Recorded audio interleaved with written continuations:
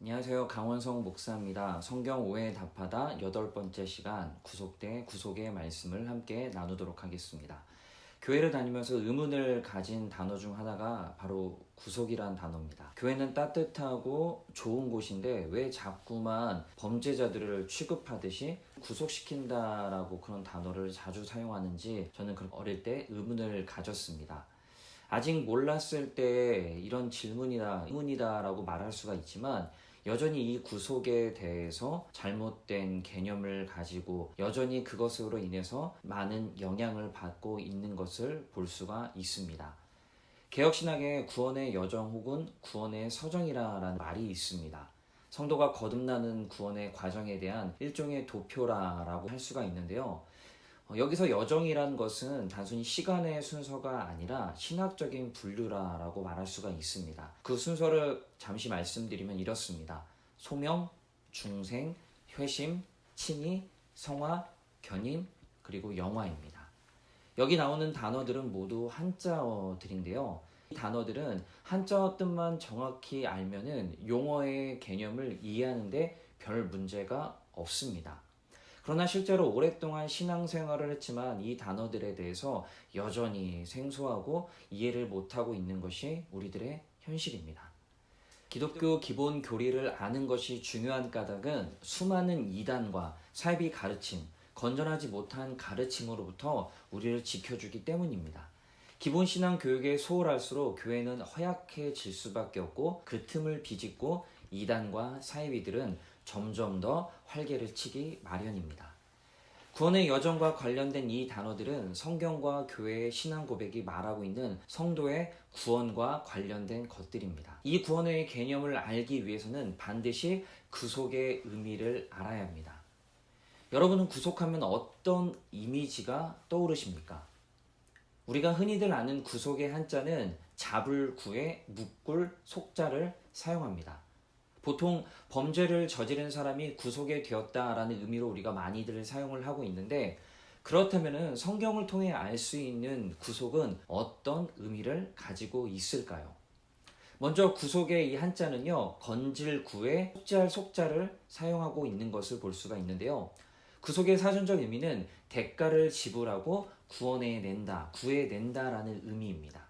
이것을 신학적인 내용으로 풀어보면은 그리스도께서 보혈을 흘려 대신 죽으심으로써 죄인을 죽음에서 건져내 주신다라는 의미를 가지고 있습니다. 핵심은 대신 대가를 지불했다라는 의미를 가지고 있는데요.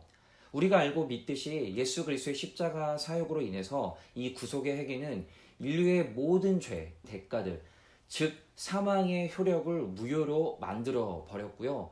이로 인해서 인류는 죄의 구속력에서 벗어나서 다시금 하나님의 자녀의 자리로 돌아올 수 있게 되었습니다. 구속 대신 속량이란 단어를 쓰기도 하는데 같은 의미라고 할 수가 있습니다. 성경 전반에는 하나님과 예수님의 자기 백성을 향한 구원의 필수적인 단계로 구속 사역에 대한 내용들이 아주 많이 나오는 것을 볼 수가 있는데요. 그래서 성경 역사를 다른 말로 구속사라고도 말하고 있습니다.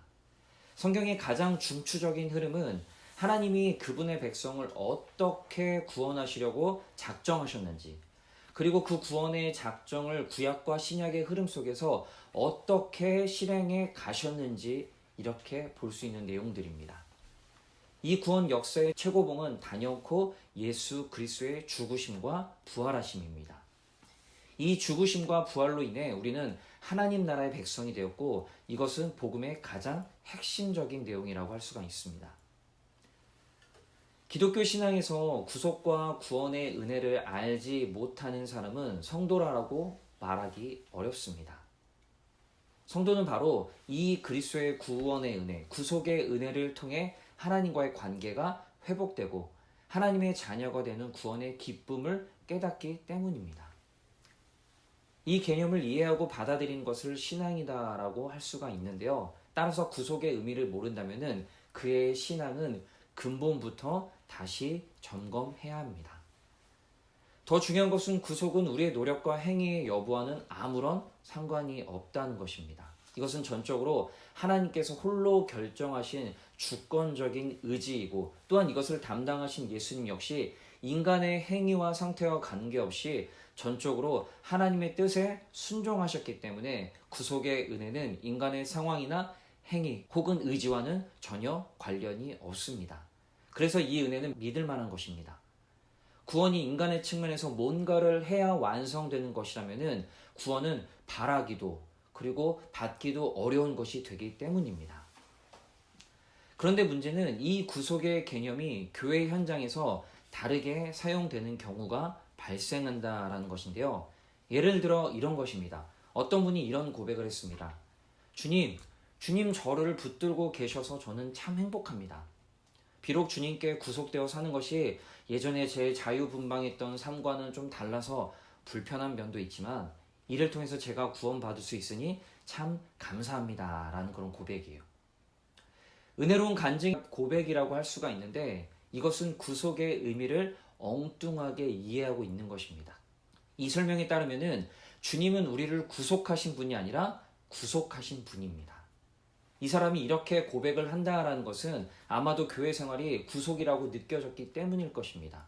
교회를 다녀보니 예수님이 말씀하신 하나님 안에서 누리는 구원의 자유로운 기쁨보다는 천국행 티켓을 소유하고 그 자격을 유지하기 위해서 조건과 그것에 따른 노력들을 내 것을 다 포기하고 여러 가지 것들의 그런 어려움들을 겪고 이런 수고로움이 피부에 더 와 닿았던 것입니다.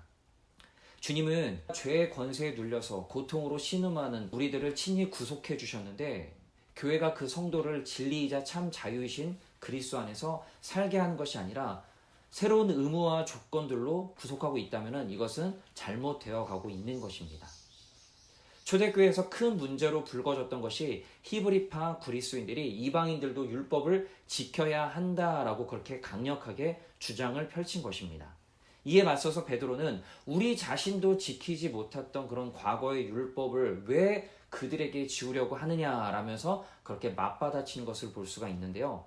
이어서 바울과 바나바가 이방인들에게 행하신 하나님의 그 은혜에 대한 보고를 마친 후에 최종적으로 야고보가 하나님께 돌아오는 이방인들에게 유대인의 율법을 강요하지 말 것을 제안하고 있습니다. 이 일을 계기로 예루살렘 교회와 이방인 지역들의 교회는 매우 가까워지게 되는 것을 볼 수 있게 됩니다. 오늘날의 교회들이 여전히 성도들이 주님의 구속을 구속으로 이해하게 만들고 있다는 것을 여러분 우리는 문제로 인식해야 되는 것입니다. 성경에도 없는 온갖 종류의 규칙과 규정을 만들고 각종 업무와 책임을 성도들에게 지음으로써 구원의 기쁨을 누리기는커녕 도리어 구원을 위해서 온갖 고통을 떠안고 인내하는 것이 신앙이라고 알게 만들고 있는 것이 현실입니다. 예수 그리스도를 알기 전에 죄의 지배 아래서 신음하고 죄가 죄인줄도 모르고 살았던 어리석었던 삶에서 우리를 건져주시고 구속시켜 주셨던 그 은혜와 기쁨을 다시 회복하고 그 회복으로 인해서 그 감사로 인해서 하나님을 기쁘게 섬길 수 있는 그런 교회가 되어야 합니다. 그래서 신앙생활이 의무와 부담, 뭔가를 쟁취해야만 하는 그런 헛된 싸움에서 벗어나서 참된 진리이신 예수 안에서 자유를 누리고 기쁨과 감사의 생활을 할 수 있는 우리 모두가 되기를 원합니다. 이상 성경 오해에 답하다 구속대 구속 말씀이었습니다. 감사합니다.